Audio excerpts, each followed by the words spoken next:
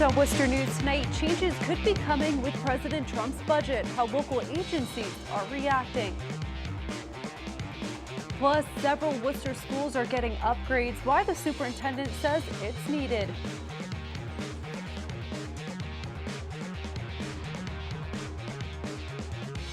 Good evening, everyone. Thanks for joining us. I'm Brittany Schaefer. The $4.1 trillion budget released by the White House today promises to balance the budget and reduce national debt. It does call for cuts to a series of programs, including the one funding food stamps. According to the USDA, more than 44 million Americans used the food stamp program in 2016.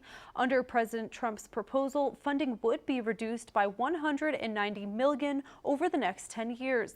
This would affect many in Worcester. Our Catherine Andrioli spoke with agencies who fight hunger in the city. She joins us now with the details. Catherine? Well, Brittany, that proposed decrease in the amount of people is based on the amount of people that the Trump administration is saying that they believe that less people will be on food stamps next year, but that is drawing concern from local organizations who believe it could have a negative impact for hungry families.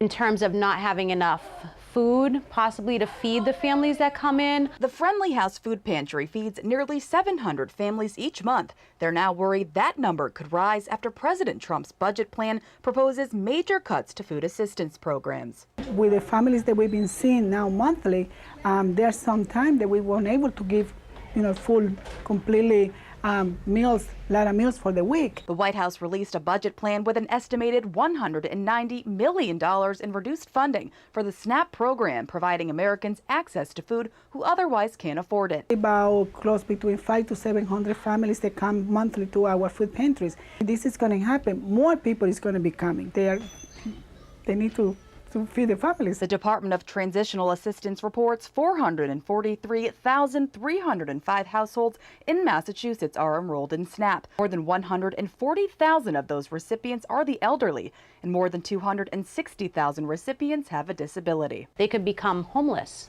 because they're buying food. That's a very scary thought because the shelter system right now is overloaded with homeless families. Worcester City Councilor Sarai Rivera says making cuts to programs will hurt families. You have working families coming in that unfortunately are living on a non-livable wage. It's going to be now deciding mothers or fathers that are out there working, families that are working, can I afford to put a healthy meal, or am I going to have to just get what I can to sustain myself and survive? Pantries like the Friendly House are worried if it passes, families will have to choose between paying their bills and putting food on the table. Be able to pay bills and be able to, kind of like a cut in the rent payment, so be able to supply food. So it's kind of like all the three things go hand by hand. And the legislation does have to go through Congress. It is expected to face scrutiny, with U.S. Congressman Jim McGovern saying, quote, "This is the most heartless, reckless, and damaging plan I've ever seen. It is immoral." Brittany? Catherine, thank you.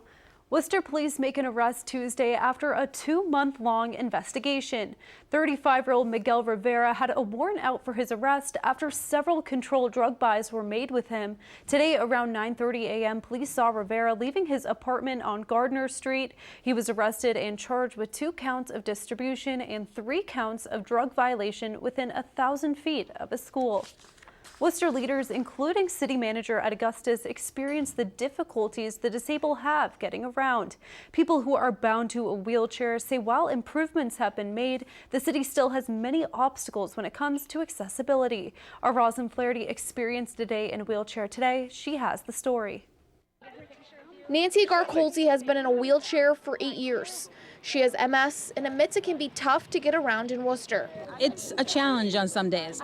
Don't take anything for granted. Tuesday, the City of Worcester's Commission on Disability led a tour to show what it's like to navigate in a wheelchair through city streets. For people that walk and people that are wheeling, crossing the street, cobblestone versus smooth cement, things like that, it's a challenge getting around. We're here to really enlighten and educate people on some of the challenges, or many of the challenges that still exist. The tour took place downtown.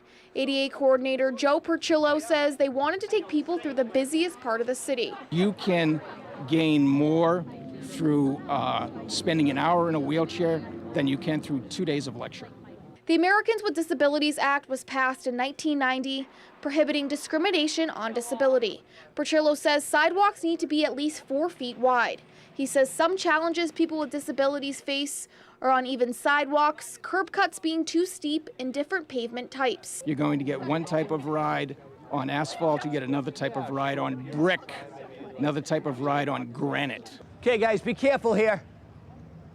City Manager Edward Augustus spent part of the morning in a wheelchair to get firsthand experience. It really has sensitized me to some of the challenges that folks in wheelchairs or walkers or even baby strollers face. Augustus says the city makes sure new sidewalks are wide enough and to add in more accessible features, but says they still have a long way to go. We went on some sidewalks today that are older sidewalks where you literally can't get a wheelchair through.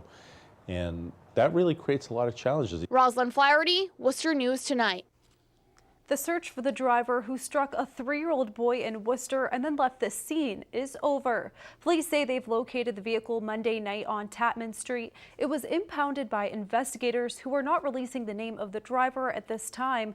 Police say the hit and run happened just before 8 p.m. on Sunday on Bellevue Street. Witnesses say the driver hit the child, stopped on his legs, and then backed up. When they tried to get his attention, the driver took off. The child has since been released from the hospital.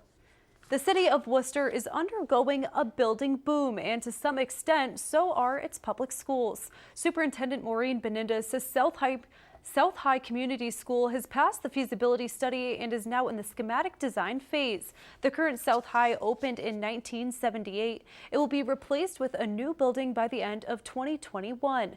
The new school would include a food pantry and renovation of South athletic fields. Benendez says building new schools is another step in making the city better. Building new schools will make a difference, and people will choose Worcester as the place to send their children to school.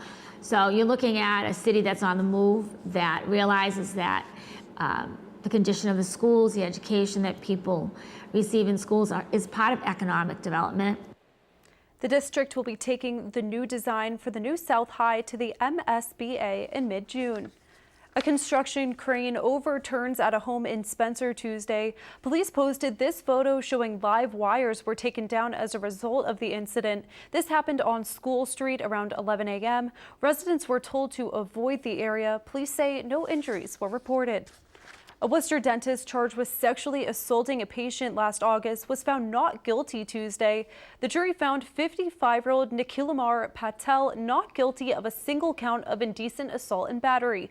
A woman claims Dr. Patel touched her breast during a procedure. There are still 5 counts of indecent assault and battery cases pending against Patel.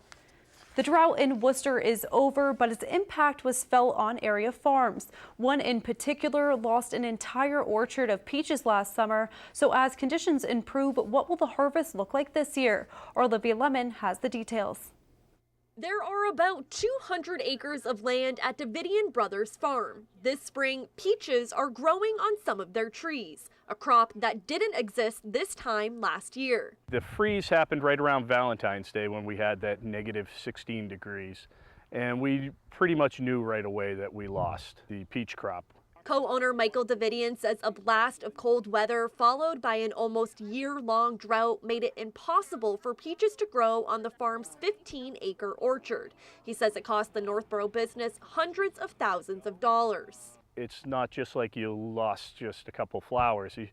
You're talking substantial losses. But there is a silver lining to the loss. Davidian says it gave them a chance to prune and reshape the trees. If anything, yeah, it cost us a lot of money to retrain our trees, but I think this year's crop will show that that effort is going to pay off. Davidian says this year's peach crop should be ready around July, as long as Massachusetts doesn't see another drought like last summer's. I always love it when sunshine makes everything grow, and I always say we have plenty of water. It'll never happen to us. Well, last year it happened to us, and you really do need that balance. Last week, the state declared the drought in Massachusetts is over. Davidian says he's hoping this year will be better than last. Fortunately, I think we see light at the end of the tunnel.